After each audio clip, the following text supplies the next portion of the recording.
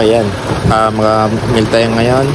Ang kinaganda kasi ng ng pellet machine na to, kahit na ilagay mo kamote, saging, yan ang nilagay natin na Madre de Agua para may additional nutrients, tapos mais, tapos simple asin, salt. Si mama kasi bibigyan ko ng feeds kasi may hindi siya doon.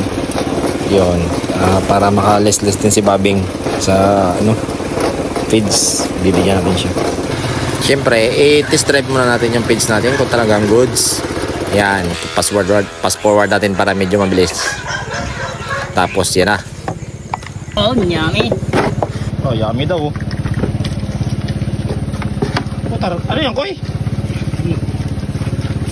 Short? Apurado nga eh. Yummy daw eh. Yummy tea daw.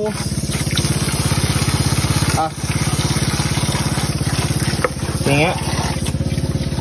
Pwede na.